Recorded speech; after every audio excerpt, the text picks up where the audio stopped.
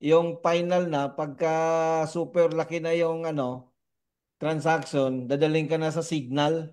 Oo. Talagang nilalayo ka. Naalala ko yun, Sir Angel, naalala ko, ano eh, parang 20. Live na po. Ay, okay na. Sige, 10 minutes. Sige, kwentuhan muna tayo. Sige. Share-share lang Naalala ko naman yun. natin. Oo.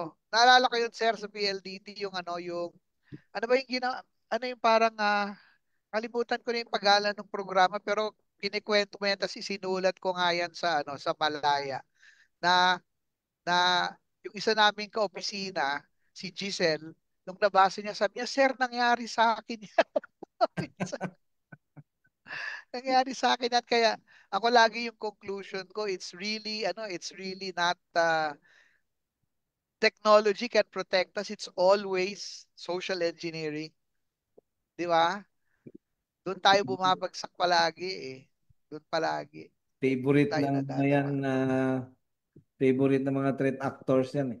Correct. Tsaka ano ko yan eh, kung sa motoring, ang advocacy ko road safety, sa ano naman dito sa online, violence against women, anti-child sexual exploitation, scams, yan ang ano ko, yan ang ina-advocate ko palagi.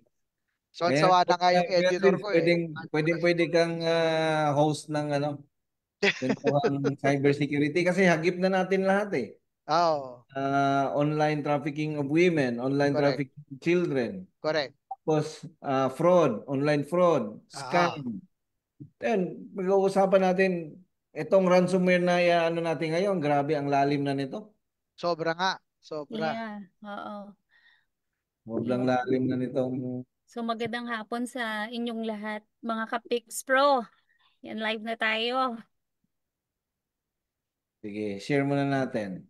Share na. Magandang maulang hapon. Maulan ba dyan sa Cebu? Kuya Primo?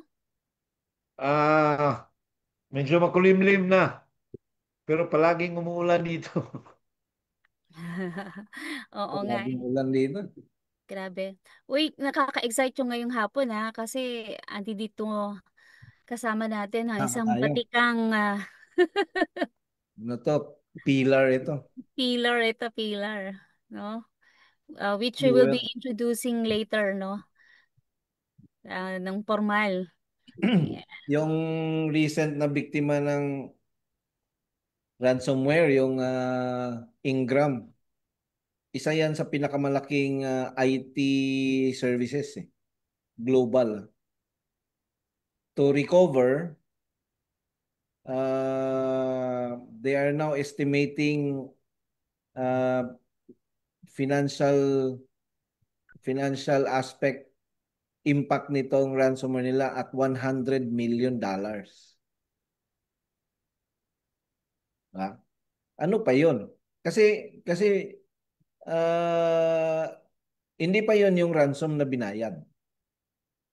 Kasi ang ransom na binayad, maliit lang eh. Maliit lang sa percentage ng lahat ng gagastusin ng victim eh. Yung mga the hidden cost of ransomware infection.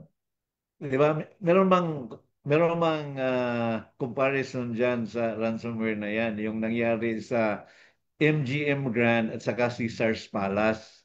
Kasi Oh, nagkaroon ng attack ang MGM Grand, hindi sila nagbayad, umabot ng billions of dollars yung losses nila sa stocks at saka sa correct. opportunity loss nila. Yung Caesars Palace, nung inattack, nagbayad $15 million lang ang hiningi. Kaya yun yung ano, di ba? Yun yung dynamics ba? The cost and Kaya benefit. Whether you would ang negotiate it. ang pattern diyan, pag tinanong mo, hindi pa sila na ransomware, pag tinanong mo, magbabayad ba kayo or hindi? Sabi nila, hindi kami yung babayad. Pero pag na ransomware na yan, mag-iiba na yung tono niyan. Yeah, correct. Kasi may Yeah. may entity na may 5 minutes pa tayo? Yeah, Mr. Chair, magbati muna tayo sa Okay. ating mga masugid na taga-subaybay. Okay, si Esteban La Chica, magandang hapon sa iyo mula sa Bacolod Chapter. Yan. And si Joy Kenneth. Yan. At si Press Alan. Maayong hapon mga ka-Pix Pro. At syempre, eto si Cyber Ninja. Magandang hapon Wow, sa iyo. Cyber malupit yan. Ninja, Nagturo yan. Pinto. Yan. Agang nag-ano nag-check. Kay magandang at um babatiin ko lang din yung aking lola nag-celebrate ng 98th birthday niya kahapon. Ah, batiin ko lang. 98. 98 ang lola ko. Tapos Wala kada ka sa lola ko. ayan, nagugas pa yun ng pinggan Happy birthday. Lola. Happy Ayan. birthday, Lola. Yes. All right. Pwede ka na mag-unmute, Kuya Tribs. Yan. Ayan. Okay, okay. Yun, oh. Ruby Ruby, introduce na natin ang ating Game na ba tayo? nauhin. Ay, may 4 minutes pa tayo. So, ganun nga yung, nung i-dissect yan, ang, ang gastos sa pagbayad, compared sa buong gastos mo, pag hindi ka nagbayad, ay nasa 10% lang or 15% lang of the total cost. Pero ang problema mo naman pag nagbayad ka, you become part of the willing to pay list na dinidistribute yan sa mga underground. So, kung mayroong ransomware gang na hindi ka pa na biktima at natingnan nila, oy, willing to pay ito, then you will be subjected to a possible second attack. Now, kung hindi ka nag-improve dahil nagbayad ka lang, wala namang nangyari, atakehin ka na naman. Correct. Lang, So, marami. ibenta yung pangalan mo doon sa mga... Ibenta yung listahan na yon. And worst case doon is ibibenta yung backdoor. Pag nilagyan ka ng backdoor, ibibenta. Sabihin, tapos na kami dito, kayo naman dyan. So kaya may mga victims na more than once silang na biktima. Biktima. Yeah, okay. Shoutout muna tayo. Kay Rosie Shorter, magandang hapon. Ka Pix Pro, hello Sir Oy, Miss Angel. Rosie, yan ang Pix Pro natin sa UK. Pero she's Filipina. Oh, hello. Hello, Siya at Ma'am kanyang Rosie. husband. They are into digital forensics. Oh, nice. Napakagaling. Yung husband niya Nice. is the subject matter expert in Yeah, one okay. of the solutions in digital forensics. Hoping to meet you one of these days, Ma'am Rosie, kahit dyan sa UK. Okay. Magpapag-go tayo ngayong October. Invite natin si Rosie. Alright. At ito, magandang hapon po mga kagalang-galang na Pix Pro. Buhat ito kay Doktora Cherilyn Pinyon Virgo. Ito si Doktora Cherilyn ay isang doktor sa mata. Kung gusto nyo na magpasukat at maganda kalidad na salamin, punta lamang kayo kay Doc Cherry. Yun, no? Alright. Baka pwedeng Ng pasam... salamin na may Pix Pro. Pwede, pwede. Si Gian Romero. Good afternoon mga ka-Pix Pro. Shoutout po kay Jubri sa Huela, watching from Ascot, Zabali. Yan. Okay. And si Michael Bantoyan from Aurora, watching. Congratulations sa Aurora sa ano ba yun, yung kanilang Junior Pix Pro doon, Mr. Chair. Meron yata silang nakuhang award, no? later pagbalik ni Mr. Chair. Malaman natin kung ano yung award na nakuha nung Aurora. Yung PICS Pro nila, junior. Right. Yung PICS Pro Junior ng Aurora chapter nanalo ng best organization sa school nila. At yung Congratulations. chapter president natin doon sa Junior PICS Pro is the cum laude. Wow! Congratulations. Galing. Okay. Okay. Ayan. Okay, so sabi ni Doktora Cherilyn, maraming salamat sa libreng promotion. Wala namang ano man yun, basta may salamin kami. Na, di ba, no? Alright. Oh, gusto niya. Isama pa natin siya dito sa background, no? Oh, lagay natin, no? Oh, pwede. Madali lang kaming kausap, Doktora Cherry. Okay. Game na tayo. Okay, game. Game na. Alright. So again, magandang hapon sa inyo mga ka-PICS Pro. Biyernes na naman. And for this Friday, we will be talking about the growing ransomware business in the cyberspace. Ayan. And to discuss that is, of course,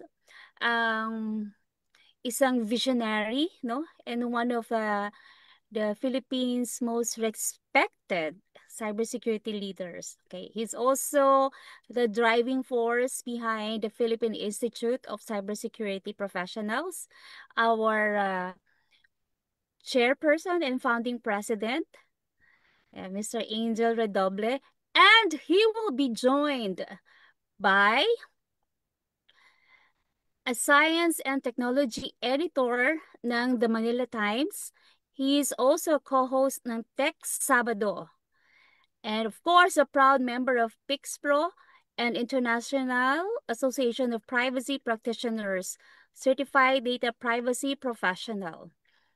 And he was also a Malaya Business Insight Motoring and Tech editor, and also an editor of international websites like newsontech.asia and cleantechnica.com. He's a husband, a father to 5 children, 4 cats, 2 dogs, and 2 turtles.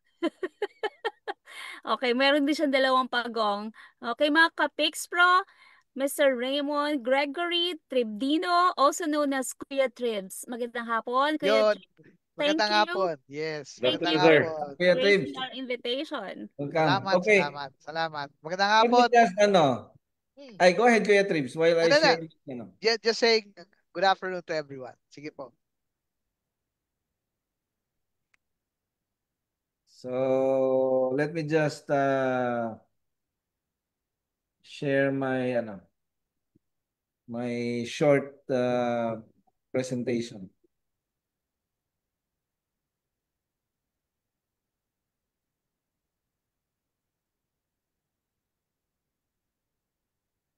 Visible na?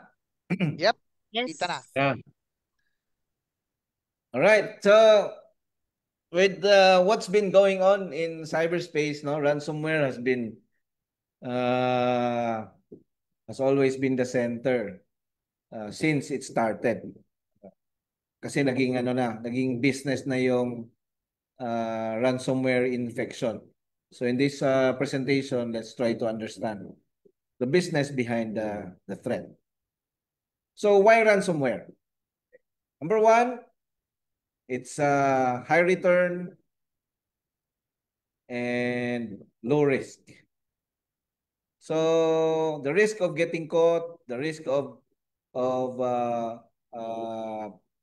going to jail due to ransomware is very low because of the attribution issue in the internet, in cyberspace. Easier than ever to launch. This time, you don't need a technical know-how. Just subscribe to a ransomware as a service platform. You subscribe, everything is ready. The ransomware is ready. You can launch the ransomware and then you can launch the attack. You don't need to be a programmer or a coder to create your own ransomware. And number 3, victims are likely to pay. They've seen that. Nagbabayad ang mga biktima. Hindi karamihan ng biktima ay sumusunod sa ransom. And number 4, weak defenses across many sectors. Micro, small, medium, and large enterprises. Weak. Itong mga ransomware na nakita natin lately, itong Ingram, that's a very big IT service provider globally. Hindi ako naniniwala na walang budget sa cybersecurity yan. Si Qantas, the airlines, hindi rin malayo, nasa hundreds of millions of dollars ang cybersecurity niya.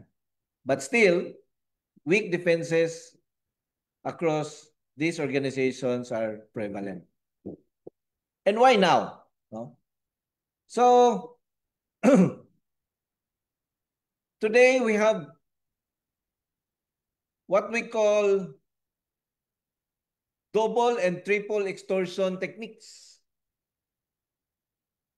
Before, it was just a single extortion, but today, encryption, and then extraction of data, and the threat to inform regulators, the threat to inform your customers is already there. And rapid digital expansion. After COVID, digital expansion mabilis at ginagawa ng karamihan ng kumpanya, micro, small, and medium also. And there's cryptocurrency. If you want to receive payments in an untraceable manner, there's cryptocurrency. And geopolitical conflict and cybercrime convergence. So the state-sponsored hackers and organized crimes, hindi na natin alam kung ano ang distinction today. Hindi na natin maintindihan kung sino yung money making at sino yung intelligence and surveillance operation. Nagsama-sama na sila. And of course, today you have AI. You can design your social engineering attack using AI. You can use AI to draft your social engineering SMS and emails. And so far, it's been very effective.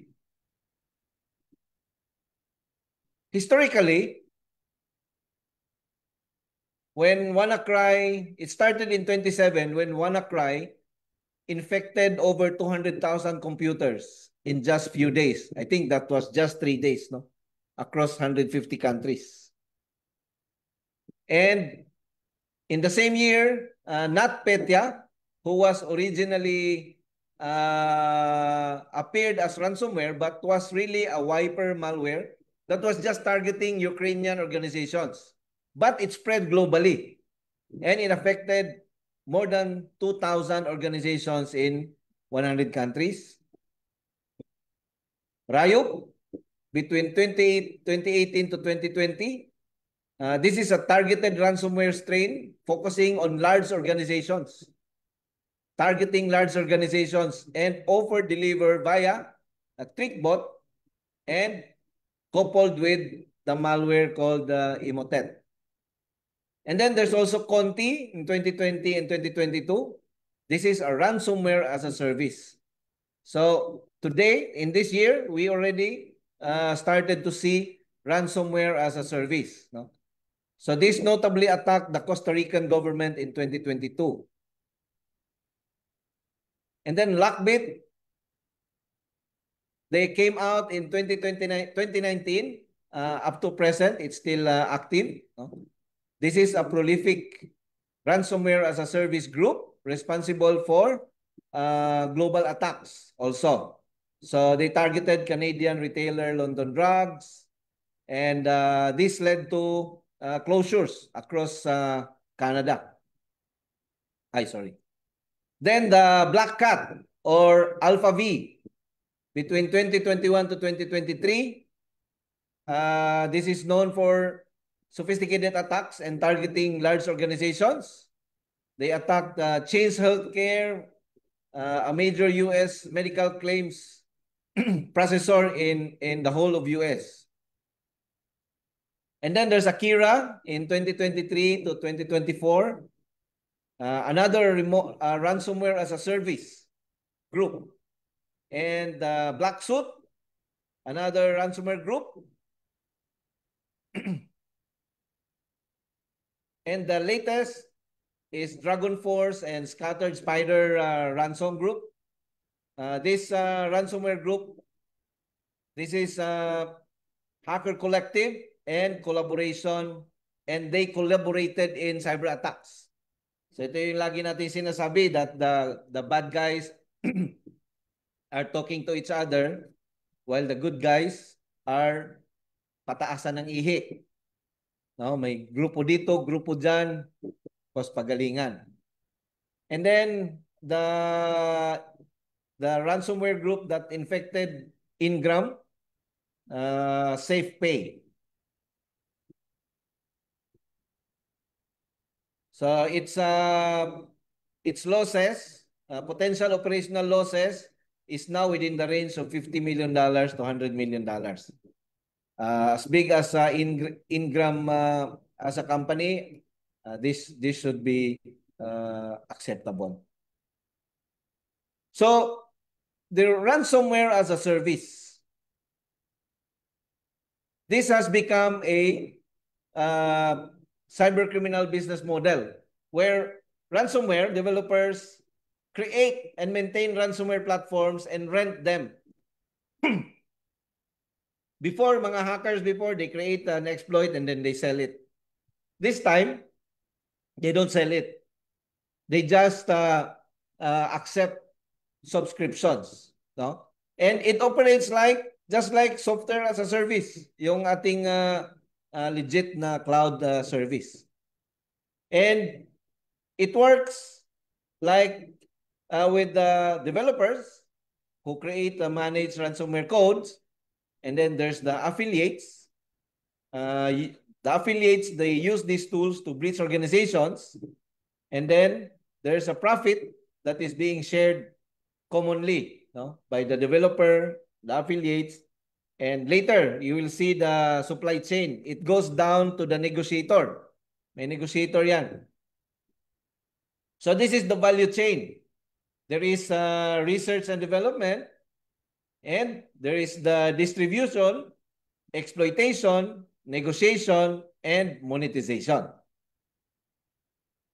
So the research and development, they author, no?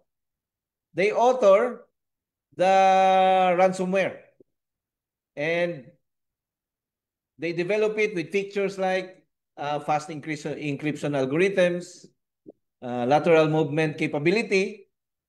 Before, ang ransomware hindi makamove laterally. Ngayon, pwede na siyang mag-move laterally, no? And they can also create one with sandbox evasion, antivirus bypass, or anti-debugging.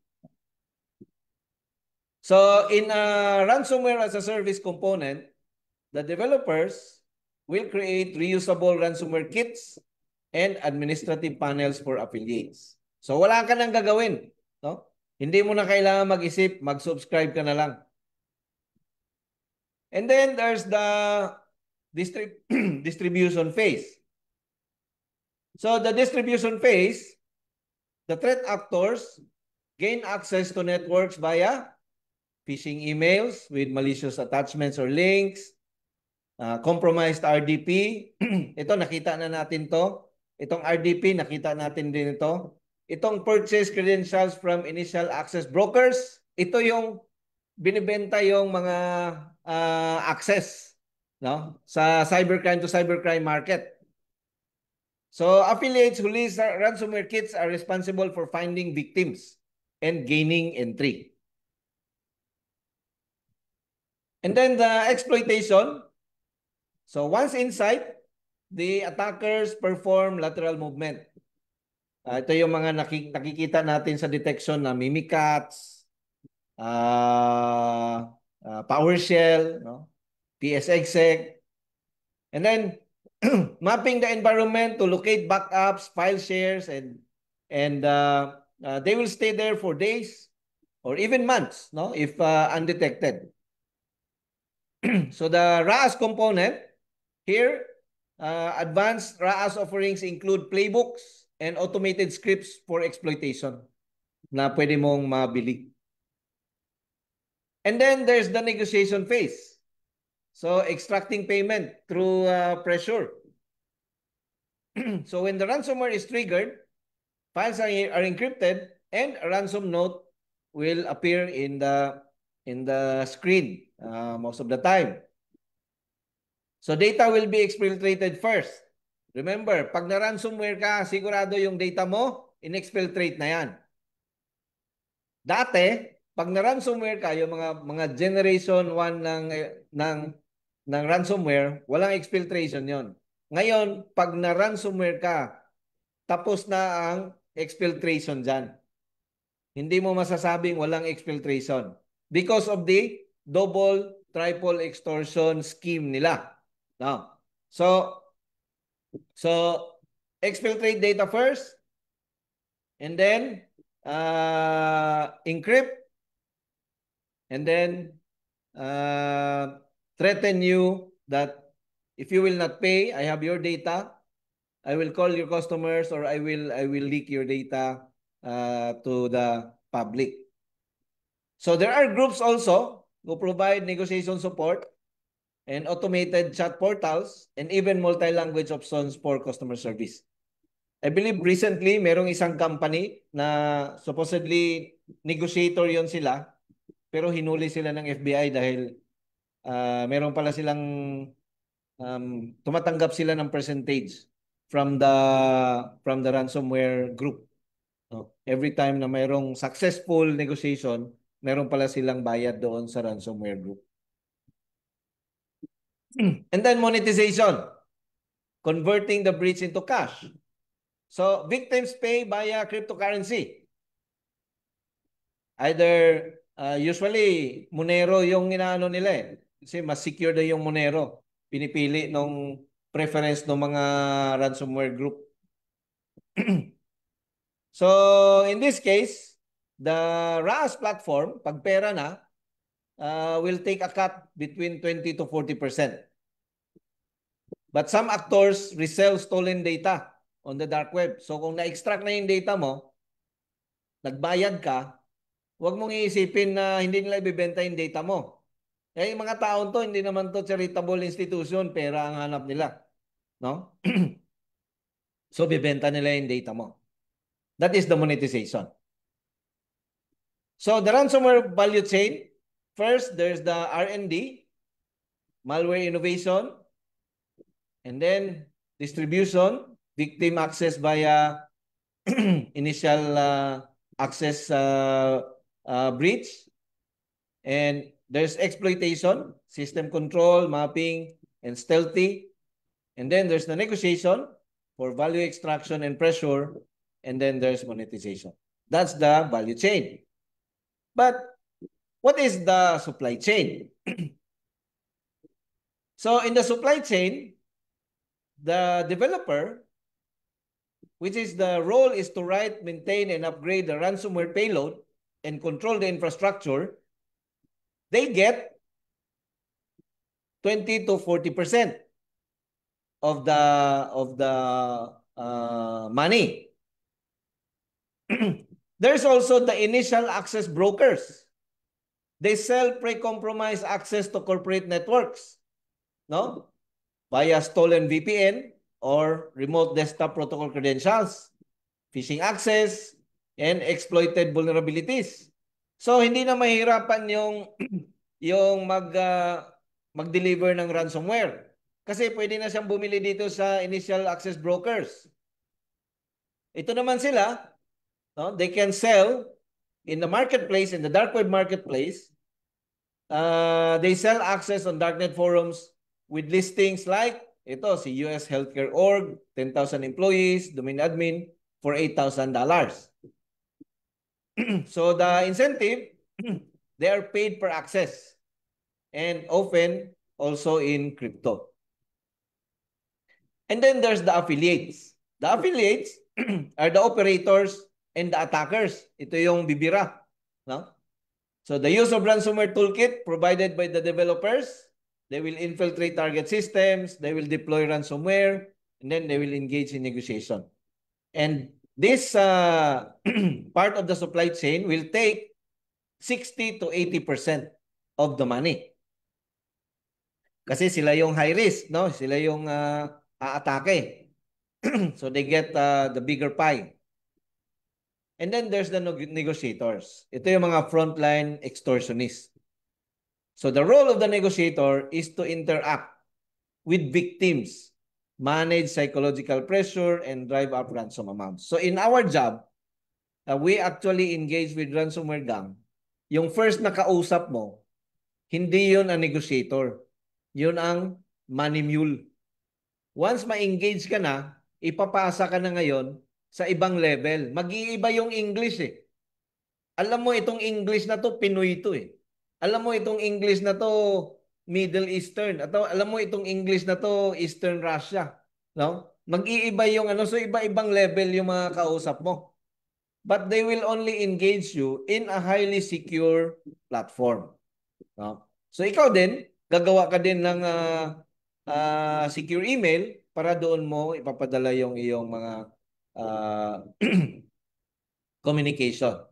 So, ito naman si negotiator is paid a commission per successful negotiation.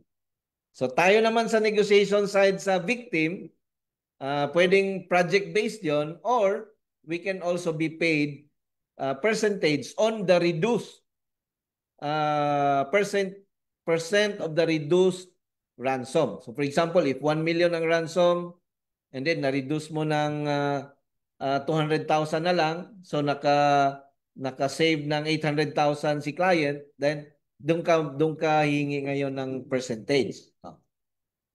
So kung hindi magkaintindihan, wala kang percentage. Now, sino ngayon ang mag-launder ng pera? Ito ngayon ang sinasabi natin, crypto mixers. Ito yung mga money launderers na nasa cryptocurrency. Itong crypto na binayad sa'yo ng million dollars, ito si crypto mixers, imimix na yan sa lahat ng mga crypto accounts para hindi na to convert stolen crypto into clean money. So meron tayong tinatawag na cryptocurrency tumblers. So tumbler, di ba? Ganun-ganun mo yung tumbler mo para ma-mix-mix siya. Merong privacy coins like Monero, and merong shell companies or cash mules. Ang incentives naman ng mga to, money launderers, is between 5 to 10% ang kanilang commission. Often in multiple layers, no? To avoid tracing. So, magagaling din sa accounting to mga to siguro. Now, the last layer of the supply chain is the customer support and technical services. Kung hindi ka marunong gumawa ng crypto, dito ka tumawag, tutulungan ka nila. Kung wala kang crypto account, dito ka tumawag, tutulungan ka nila. Hindi ka marunong mag-transfer ng crypto, dito ka tatawag. No? So, ang significance naman dito on the side of the ransomware group is it adds credibility and reliability, increasing payment success rates. So, parang ano ka na medyo professional na to mga to ah. So, sige, magbabayad na ako. Yan. So, ito is the revenue sharing model, no? Mayroong victim, then the ransom was paid, Merong panel, payment collection system, and then 60 to 80% yung affiliate, 20 to 40% yung developer. So, big money, no? And we are talking about billions of dollars. Now, how is the target selection done? What drives target selection? So, number one, high likelihood of paying quickly. So, hindi ito mga ransomware gang na tira lang ng tira. No? They want high likelihood of paying quickly. No? And the target must have operational dependence on digital systems. The target, the low-hanging fruit is the target has a weak security or response posture and high reputational or regulatory exposure. In a nutshell, ang sinasabi nila dito, lahat target. Kasi lahat naman tayo gumagamit na ng digital systems. Tapos ang dependency natin nasa digital environment na. So lahat target. So no operations, no organizations so small that these ransomware gangs will not attack. What are the criteria in target selection? So first, high operational impact. Number two, you have low tolerance of downtime. If you have low tolerance of downtime, that means per minute of downtime cost equals pressure to pay. Lagi ka na lang mag-iisip, magbayad ba tayo or hindi? Losing na tayo. And then sectors where minutes equals millions, such as stock trading, telecom, and transportation are high priority of attackers. Number three, of course, poor cybersecurity posture. Very poor cybersecurity posture. And then, ability to pay. So, ability to pay, alam nila if you have the capacity to pay. So, mayroon tayong na-encounter na incident wherein sinabi nung victim na wala kaming pera, maliit na company lang kami. And then nilapagan ng policy ng insurance, cyber insurance policy ng threat actor. Sabi niya, hindi, may insurance ka. Oh. So meaning, tinatarget na rin ng mga ransomware gang yung mga cyber insurance companies. Titingnan nila doon kung sinong may cyber insurance. So pag mayroon kang cyber insurance, atakihin ka ngayon. And then, mayroong regulatory and legal pressure. Lahat naman yata tayo ngayon, lalo na may Data Privacy Act tayo sa Pilipinas, di ba? Tapos, kung subject ka pa sa GDPR, yung Global Data Protection Regulation, tapos kung SEC regulated ka, then that's an added legal pressure. Umulit. Okay. Now, what are the average ransom demands? Is as of 2024, ransom demand reported by incident response firms and insurers ay nasa $1.5 million. But the large-scale attacks have seen demands exceed $10 to $40 million. So, CNA Financial of the US, allegedly, it's in the news, they paid $40 million ransom. And CDK Global, it's also in the news, reportedly paid $25 million to Black Suit Ransomware Group. Imagine, $25 million. Kano sweldo mo? Kailan mo kikitain yan? So, the estimated breakdown of total financial losses kung ma-biktima ka ng ransomware. So, take note, the ransom payment is only 10 to 15% of the total financial loss. Your business interruption will be 30 to 40%. The remediation will be 15 to 20%. legal and compliance fines 10 to 15%, reputation and market impact is 20 to 25%. So kung ito ang nakikita mo ngayon, magbabayad ka na lang ba? Di ba? Wherein the average total impact per attack between 2024 to 2025 is $7.5 million to $12 million, even when the ransom is just $1.5 million. Ito lang yung ransom. So what are the common attack vectors? Phishing. Until now, phishing pa din. No? Yung sa Ingram Ingram yata na-compromise din yung credential. Or if you have a very badly configured network, then you can be victimized by an RDP brute force. If you do not have a cybersecurity team and you only have an IT team, then more possibility of getting compromised through your vulnerabilities or with AI-generated payloads nowadays. So, double and triple extortion. So first, hindi ito extortion na hiningan ka na ng pera. First, hiningan ka ulit ng pera. Pangalawa, at pangatlo, hiningan ka ulit ng pera. Hindi. Ang triple extortion is there's encryption and then there's exfiltration para sabihin sa'yo na pay us or we will leak your confidential files. And then there's also external pressure. So the attacker extends pressure beyond the primary victim by notifying customers, suppliers, investors, or regulators. No?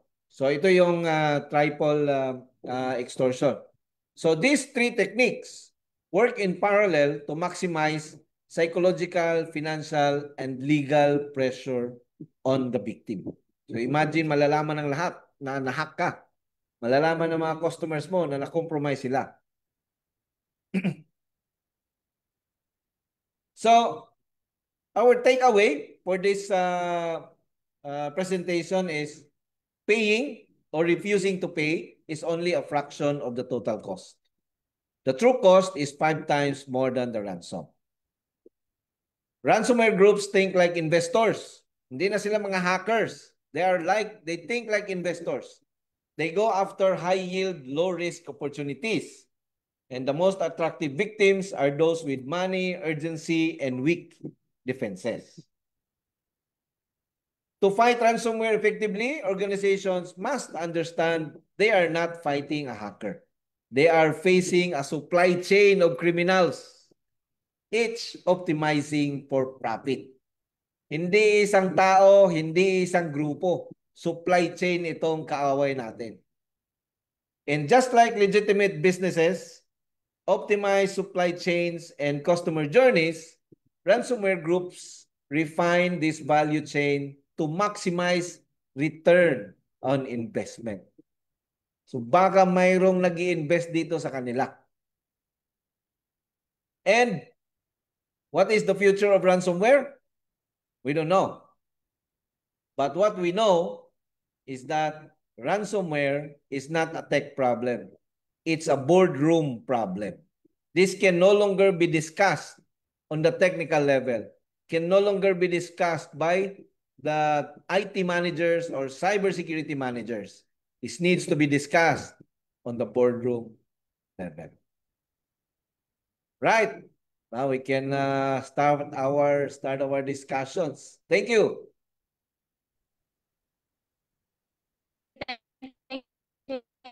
Thank you. Very Talagang well-researched dati threat lang presentation. yung ransomware, no? Ngayong business na siya talaga eh. Malaking No? business na. No? Malaking business. Malaking business. Kasama na ito sa mga scamming, online fraud. So, ang problema pa dito is noong ang kalaban natin ay isang tao lang, no? Na nag-hacking, hindi natin na neutralize. Ngayon, Kuya Tribs, ang kalaban natin, isang buong supply chain. Tsaka ano, Sir Angel, maganda yung presentation kasi maliwanag para sa lahat ng nakinig dun sa presentation. Yung pagiging negosyo. Kasi um, although nung 2017, nung unang-unang lumabas yung WannaCry, na malawakan yung naging damage niya. Um, siguro, nung panahon na yun, hindi pa nila naisip na, uy, pwede pala natin gawing negosyo yung or pwede pala nating palalimin yung negosyo na to such an extent na enterprise na talaga siya. O, alam naman natin na cybercrime operations, naglalaro dun sa level na yun. Pero in the way that you describe it now, para siyang, baka nagkakaroon pa sila ng convention every year. Di ba? Baka, Bang. di ba? Baka nagkaka-convention Pwede. pa sila taon-taon. So, Yeah. ang isang malaking issue dito is yung policy natin, for example, sa Pilipinas, yung Cybercrime Prevention Act of 2012. It was approved and became a law in 2012, but it was actually created down the many years before that. Yep. 2011, 2010, inumpisahan yata yan early 2000. So imagine how backwards already are the provisions in that law compared to what is happening now. Yeah, agree. Yung Sir Angel, magandang punto yung usapan ng kasi for example, let me take it a little, from a different angle.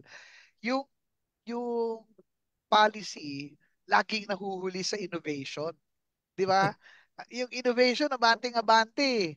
Laging kasi uh, I guess it's not an issue, or it shouldn't be made an issue of the way that laws are being made and laws are being adopted. Pero dapat kasi yung laws are structured in such a way that madaling humabol sa mga policy changes, di ba?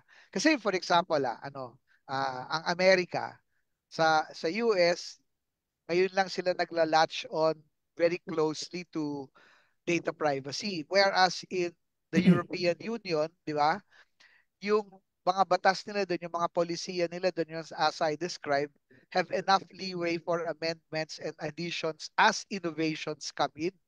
Kaya, madali-daling humabol. Although, di naman natin magsasabing libre sila dahil yung mga malalaking nation states na nagkakos ng ransomware and cybercrime. Although hindi sila member ng European Union, pero nasa Europe sila, di ba? So yung Russia, di ba? Uh, na nilalabanan ng Ukraine. In fact, Ukraine at one point, their strongest industry was creating cyber defense and their IT sector, di ba? Israel is very strong in cyber defense and so on. At naliwanagan ako dun sa presentation mo. So, Adrian, naliwanagan ako dun sa sinabi mong uh, as an enterprise, cybercrime as an enterprise. Syempre, they're all looking at profitability just as any business would. Pero, wala silang morals, wala silang ethics, wala silang compliance, wala silang mga ganung bagay. Kaya, madali para sa kanila na mamulot na lang ng mamulot. Tapos naano nga ako your explanation of affiliates. So sa lahat ng nakikinig kasi diyan yan yung parang icing on the cake ng yung affiliate program nila, because nawa-white label yung services ng ng ransomware, ng RASS, na nawa-white label. Ang daling ibenta, ang daling hanapan ng sinong bibili, di ba? Ah, na na na parang sa Shopee lang magla-live tayo at ibebenta natin yung, di ba? Ibebenta natin yung produkto. Siguro meron din silang ganun, although hindi pa ako nakakakita, pero baka in the same way, looking at that presentation na, oh, now for sale, US Healthcare, $8,000. So kung ikaw yung affiliate, sabihin mo, sige, kaya ko yan gawing 12. Kunin ko na yan. Makikipagtaya na ako dyan sa 8,000 na yan and I'm going to make more money with that.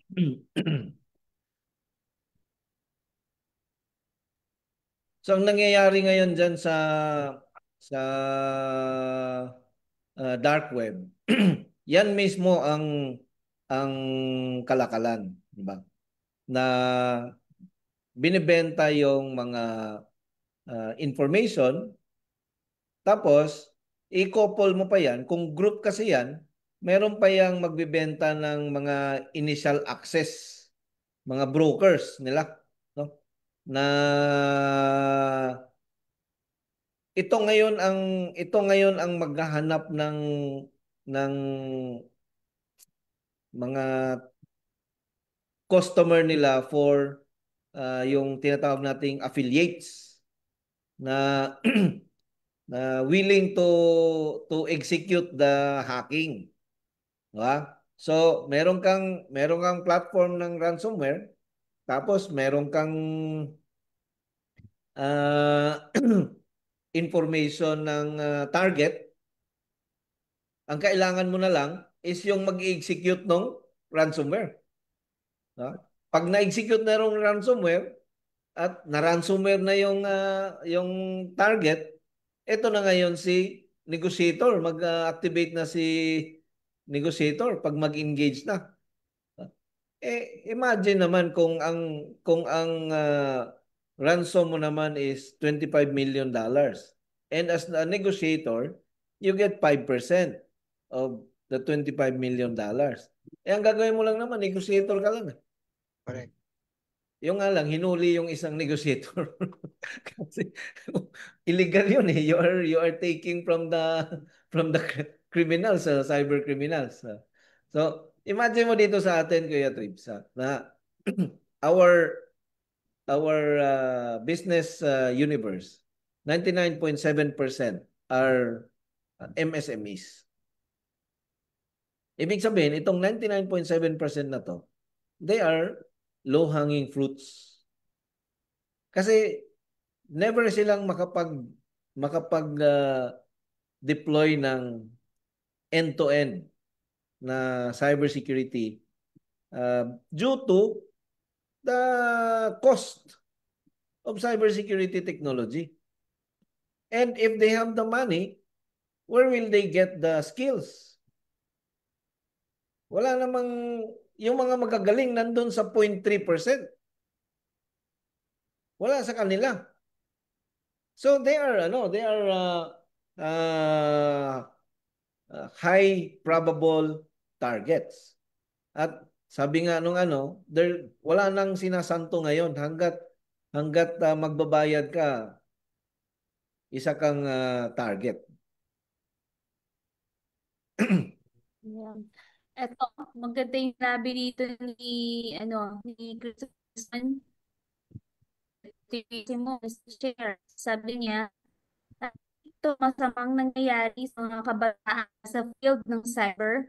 Nahihikayat silang sumali sa APT or advanced persistent threat groups. Dahil sa laki ng pera, kahit masama, minsan na pipilitan kasi sa hirap ng buhay. Kaya kailangan talagang banyan mga potential na future cyber professionals natin para hindi mawala sa landas. Pero ako hindi ako kumbinsido doon na dahil sa hirap ng buhay. Dahil kami Pero galing sa hirap ng buhay. meron i-relate ko yung threat na to the way the Chinese businessman in Cebu thinks. Kasi itong mga malalaking Chinese businessman dito, ano pa rin sila eh. Ayaw nilang mag-transact online, yung money nila, deposit nila, gumagamit pa rin sila ng bank book. So if this is the case, magkakaroon ng chilling effect. Baka the more that they would be staying away from online transactions, and they would never invest in high-end computerization and integration kasi magiging vulnerable sila. Ang question ko is, are these businessmen or Chinese businessmen sa Cebu na very conservative are correct in their in doing business as far as financial risk management is concerned? Well, parang mga ano yan mga dinosaur nung araw. If you will not adapt, you will perish, di ba? So, ang mga tao ngayon, customers ngayon naghahanap ng digital. Gusto nila online ang payment, gusto nila online ang enrollment, di ba? Digital wallet. So, depende siguro sa business 'yan. Kasi yung mga business na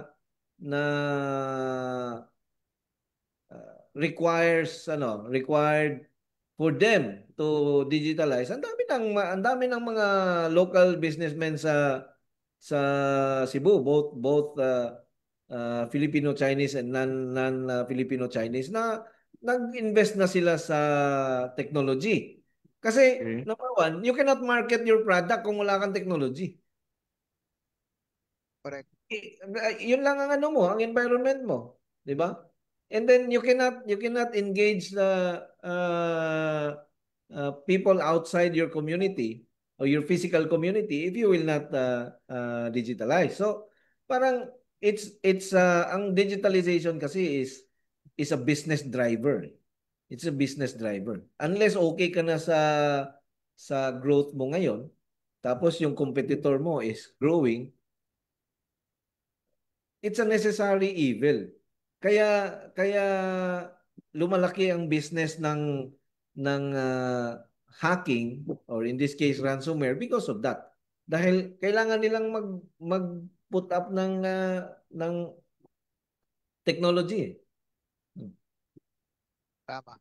Meron akong opinion diyan, Sir Primo. Meron akong opinion diyan kasi ah tawagin na natin silang mga analog businesses. So yung mga analog businesses, nakikita natin na for example, hardware, agriculture, dito lang sa amin sa San Pablo nakikita ko 'yan eh. Mga hardware, sila yung at the beginning of the day, pupunta sa bangko, kukuha ng pera, bubuhatin, dadalhin sa kabila, yung mga yung mga mga money shops, mga pawn shops, mga money exchange shops, di ba? Bibitbit ng pera, at the end of the day, dadalhin yung pera sa bangko, kaya susunduin ng armored car or whatever. Siyempre may risk pa din doon, di ba? And the risks might not be as apparent as baka hindi naman sila mara-ransomware or phishing attack or anything. But like what Sir Angel said, yung business mo na nag-aano in a digital world, nag-aano ka nagko-contract ka imbis ka na nag-expand. So I think yes, from if you want to remain analog because you fear technology, then remain analog. Pero you also, I think there's a greater risk not digitalizing, di ba? Ang vulnerability mo pag nag-analog ka, mas mahirap eh. Kasi yung vulnerability mo, it's human to human. Minsan harapan pa, baka minsan magkakapatayan pa, di ba?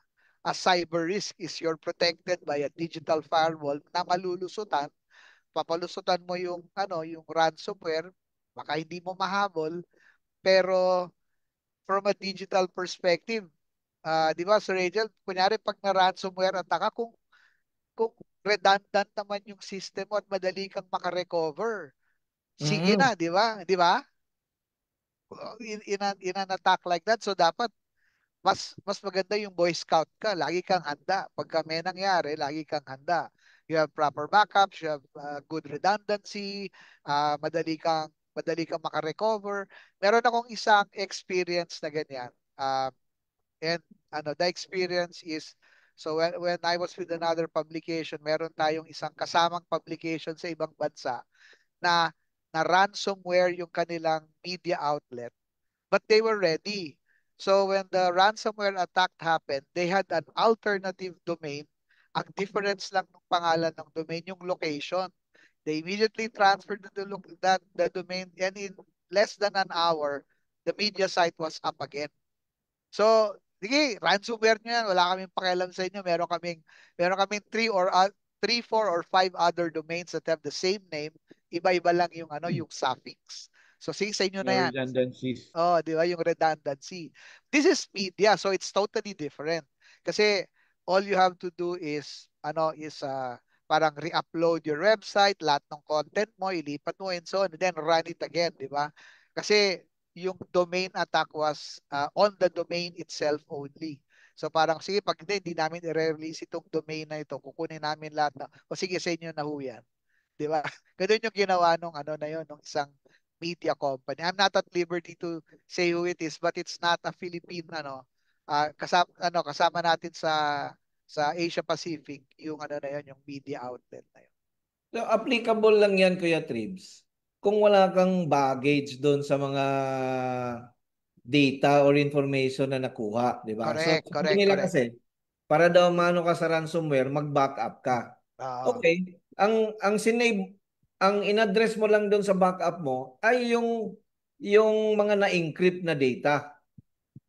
Pero since na-exfiltrate yung data mo, hindi mo ma-address sa backup yung possibility na ibebenta Ibenta. niya Correct. or isasabihin niya sa publiko na nakuha niya yung data mo, 'di ba? Tama. So may mga doon, kaya yung kulang yung mga sinasabi na what can you do during ransomware infection. Sabi nila mag-backup ka. Kasi ang iniisip lang nila yung data na na-encrypt eh. Eh paano yung data Tama. kaya nga nag-umpisa yan sa encryption lang. So nung panahon na yon, okay, mag-backup ako. Correct. Na-encrypt ng mga data mo, hindi mo naman na-exfiltrate pa.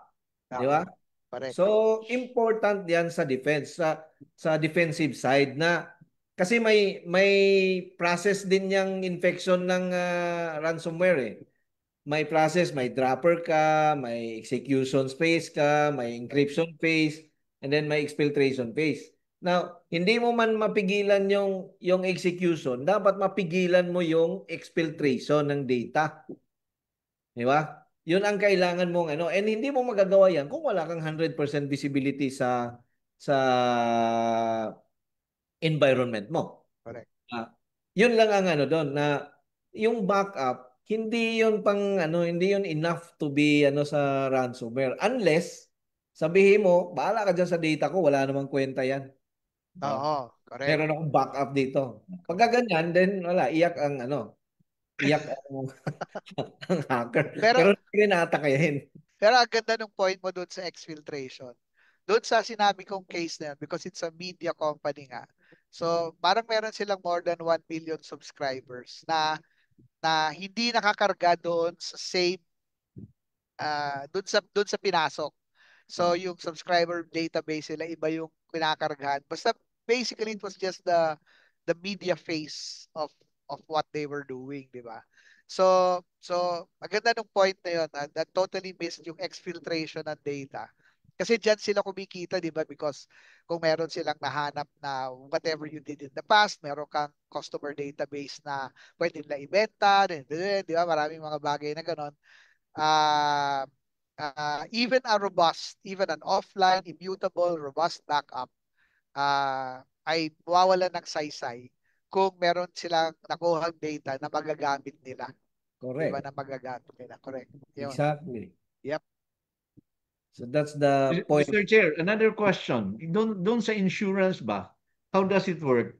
Because thinking dirty, baka yung mga insurers, magiging part of the value chain na rin sila. Oo nga. Dito magpa-insure Correct. sa amin, libre ka sa ransomware kasi ransom attack kasi kilala namin itong mga attackers eh. Mga ganong mga thinking dirty. Before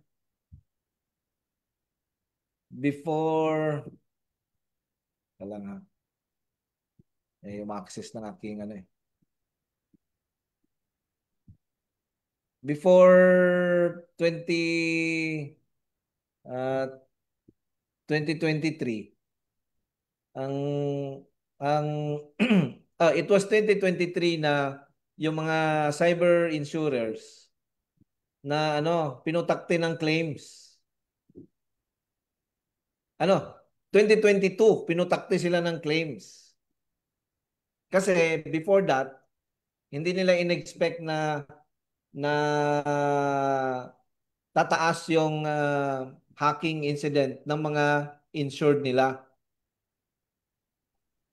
At after 2022, nung 2023, iniban na nila ang coverage. Mas mahal na ang premium, mas konti ang coverage.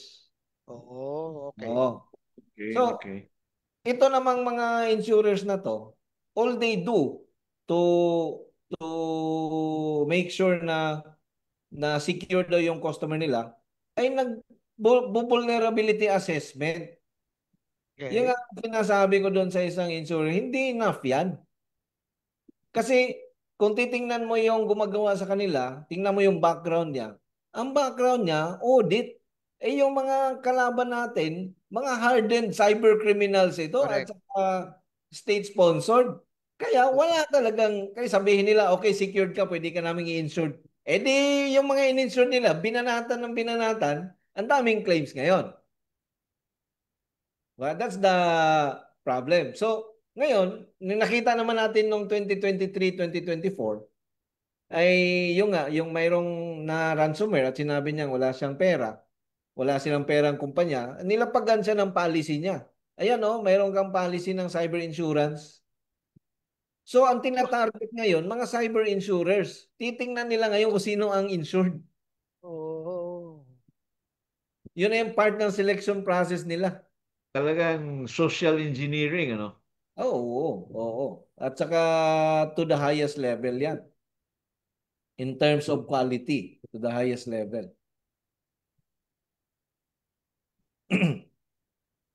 So, kanina yung sinasabi mo, Sir Angel, dun sa insurance na yan, di ba parang, ah, I suppose, parang pag magpapa-insure ka ng kotse, pagka sinabi, saan ka nakatira? Nakatira ako sa Marikina, nagbabaha dyan, iba yung premium mo. Kailangan may act of God ka or acts of God or whatever, di ba? Dito ba sa insurance na to, binibilang ba o sinusukat ba kung kunyari, ah, sabihin natin mga mababaw lang, meron kang multi-factor authentication, meron kang endpoint detection, meron kang patch management, meron kang IT team na gumagawa ng ganyan. Lahat ba yon sinusukat bago ka bigyan ng premium dun sa insurance mo? Meron silang checklist eh. Ah, Meron silang checklist na ginagamit. Kaso nga lang, for an experienced cybersecurity professional like me, ang sinasabi ko sa kanila, hindi yan enough no, to I agree, save. oo. Correct, Kaya correct. kulang. Kasi yung cyber risk, mas malalim pa kesa dun eh. Dahil kahit gumawa ka ng checklist ng 100 bagay na nakatugsong sa technology lang or nakatugsong sa mga bagay-bagay that are beside it, for example, mga cyber risks, mga iba-ibang klaseng posture sa iba-ibang level ng ng mga system mo, kulang pa talaga. Tama ka Mm. doon, kulang pa talaga. Kulang pa talaga. Kulang talaga sila. Yun ang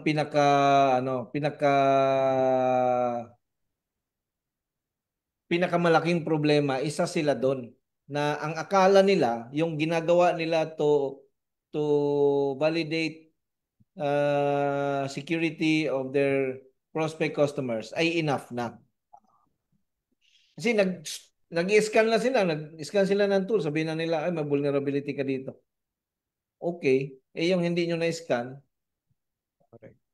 so wala kasi ding yung nga babalik tayo doon sa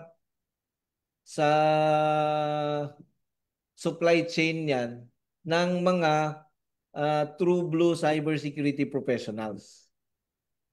Wala ding ganung supply eh. Ngayon, yang supply na yan, pupunta pa tayo dyan sa problema ng mga college schools Correct. na yung programa nila ng cybersecurity, wala talagang pupuntahan yung mga bata na nag-graduate doon. Kasi hindi grounded. Correct. Bakit? Ang gumawa kasi, wala namang operations experience. Experience. Yeah.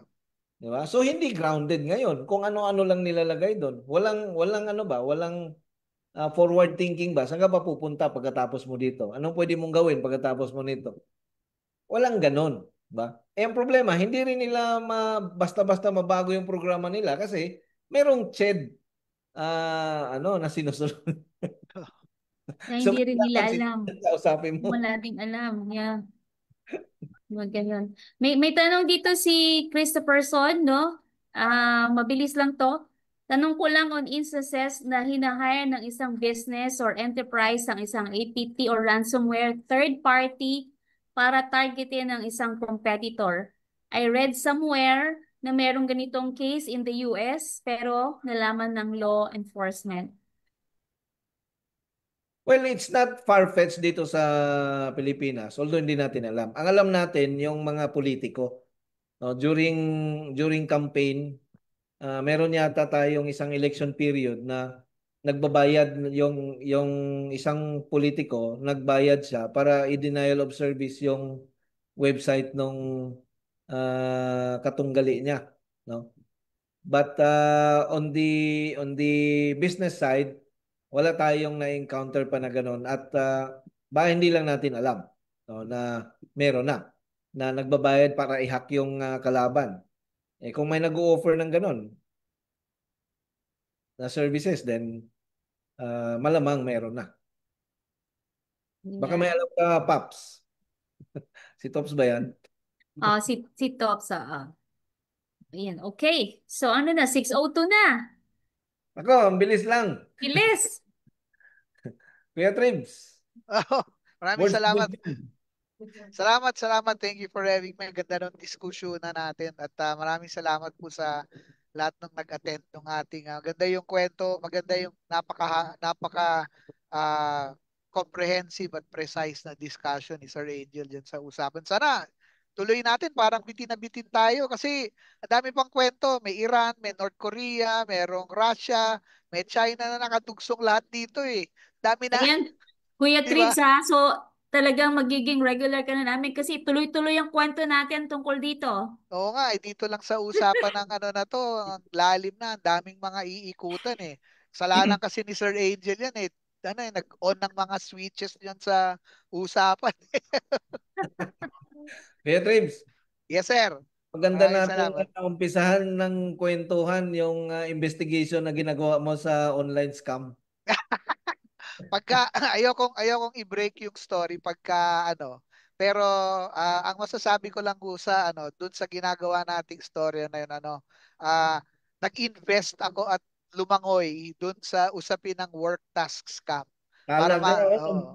nag-ano ka, di ba? Talagang naglagay ka ng pera para lang Oo, makita sila. naglagay ako ng pera para nalalaman ko kung hanggang saan siya tumitigil and so on and so forth. In fact, ang gusto ko mangyari, mag-apply ako at magtrabaho sa kanila para makita ko kung paano yun. Kala Oo ka na lang si yan. James Bond yan. Oo, parang James Bond. Maganda Salamat yan. po. Salamat for having me May tonight, this abangan afternoon. tayo kay Kuya Tribs. Maraming salamat again sa Thank you, pagpapa-unlock sir. mo, Thank you Kuya very much, Tribs. sir.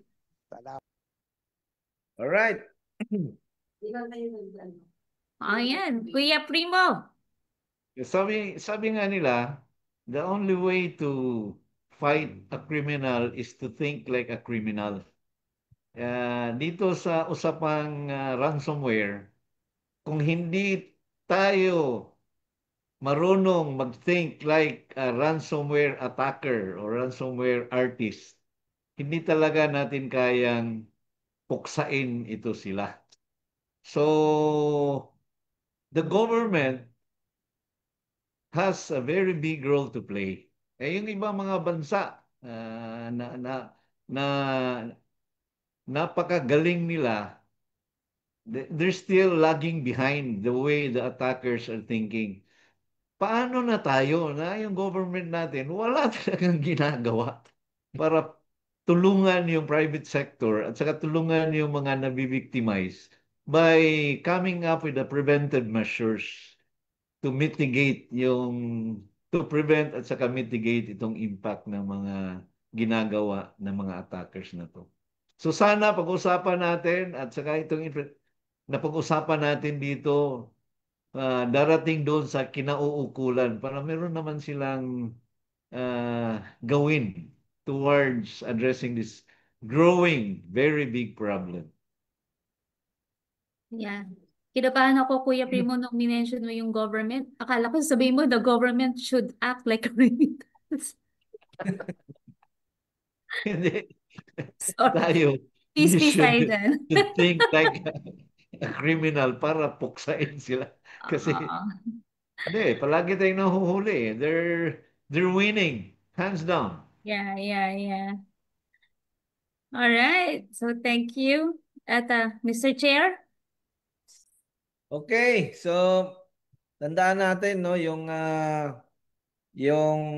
ransomware infection, meron yan sa proseso. May pinanggagalingan yan. Kung alam natin yon, saan siya magagaling, saan siya papasok, saan siya pwedeng mag-deliver, doon. Kumbaga, pwede natin lagyan ng plug yung mga attack entry points na yon. Prevention is still better than cure nga, no? Sabi nila. So, sana ay may napulot na naman tayo ngayong kwentuhang cybersecurity natin for this Friday. At magandang trial ni Kuya Tribs to at kung mamarapatin niya tayo na siya ay laging maimbitahan dito, no? It's an honor, pillar of the technology industry in the country, si Kuya Tribs. So maraming salamat, Kuya Tribs. Isang Salamat po. isang invite lang. Salamat po. Okay, Thank you, so sir. Friday na naman at sabi ng karamihan ay happy weekend. Pero tayong nasa cybersecurity ay happy lang. Happy lang. Walang Walang weekend. weekend. Thank you, Kuya Tribs. Thank you very Salamat, much. Kuya Tribs. Bye. Ruby. Kuya Everyone, Primo, thank you, bye. Mr. Chair. Thank Bye. you. Thank you, Ruby. Bye.